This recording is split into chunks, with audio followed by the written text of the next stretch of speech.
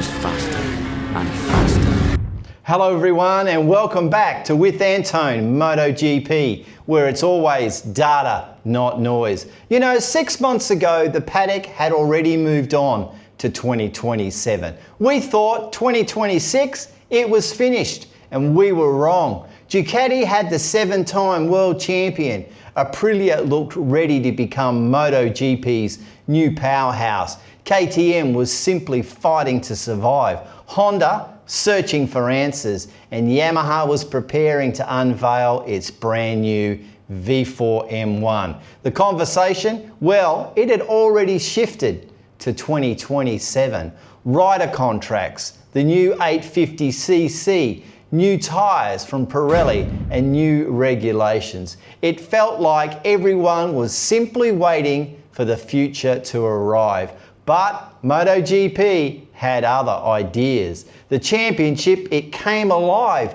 Injuries changed the title fight. Factories changed direction. And suddenly, every manufacturer had completely different reasons to keep fighting. Let's look at the teams for the remaining rounds.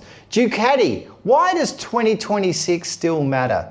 Everyone assumed Ducati would quietly stop developing. Instead, the championship, it burst into life. Marc Marquez returned to close to his best, and over the last 4 Grand Prix, he scored 119 points. So that's a momentum changer right there. So now Ducati faced a genuine dilemma. Do they continue spending engineering resources trying to win one final 1000cc championship, or quietly move everybody across to the 850 project? Remember, Ducati has dominated the entire aero era. They won't surrender the final season without a fight, and that's why 2026 still matters to Ducati. Satellite riders? Yes, contracts are changing. Pedro Acosta arrives, Pecco Bagnaia leaves, Alex Marquez leaves, Aldeguer changes teams, and Digi is off to KTM. But they are all consequences. The real story is that Ducati has a championship that they can actually now defend.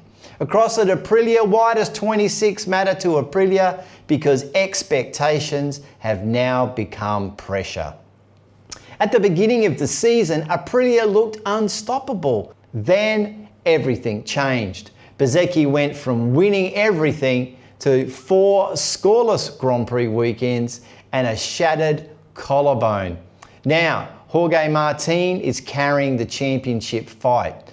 Ayagura has emerged as a genuine contender. Fernandez, well, he's collecting podiums, but here's the real question.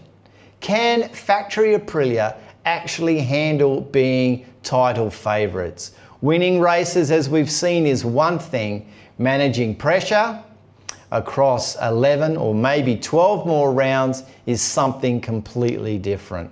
But then there's trackhouse racing. Davide Brivio has quietly built one of the strongest satellite teams in all of MotoGP. The question isn't whether Trackhouse can fight for the title. The question is whether Aprilia will let them fight the factory team on equal terms. And that's why 26 matters to Aprilia. Honda HRC, why does 26 matter to them? Ironically, because Honda decided it doesn't. Honda became the first manufacturer to publicly admit the RC213 project development was finished. Everything was now pointing to 27. And that makes every remaining race quite fascinating. Can Mireia prove he deserves the factory bike? Can Mir make it through to the end of another difficult season? What about Zarco? When does he return? And how much testing will Marini and Mir continue to do on the 850, or will they go into another direction?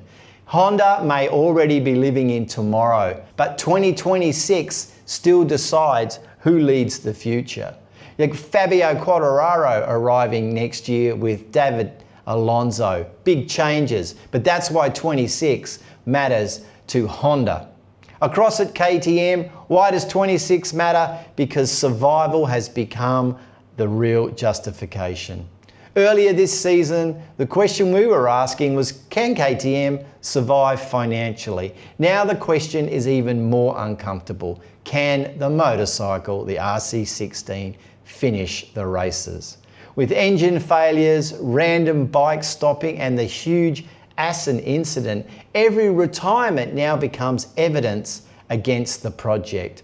Pedro Acosta, he's mentally checking out. He's halfway towards his Ducati contract. Brad Binder's disappeared from results. Maverick Vinales, well, uncertainty is an understatement, and Bastianini is on his way out of KTM. Suddenly, this season isn't about results, it's about trying to restore confidence. Can KTM convince riders, engineers, and investors that this project deserves to be fought for the rest of the year? And that's why 26 matters to KTM. Over at Yamaha, why does 26 matter? Well, because tomorrow has become more important than today. Everything is centered around the new V4, the future, the new philosophy. But here's the question, I should say. Did Yamaha knowingly sacrifice an entire season to prepare for the next one? Or did they simply underestimate the challenge of a brand new bike? Fabio, well, he looks mentally finished. Toprak has faced the toughest adaptation of his career, harder than he could have ever imagined. The solution for Toprak, they're talking about private testing to become a priority for Michelin tyres. But rumours, they still circulate about an engine upgrade. Will they get one in the second part of the season? But every race raises the same question. Can Yamaha rescue something from 26?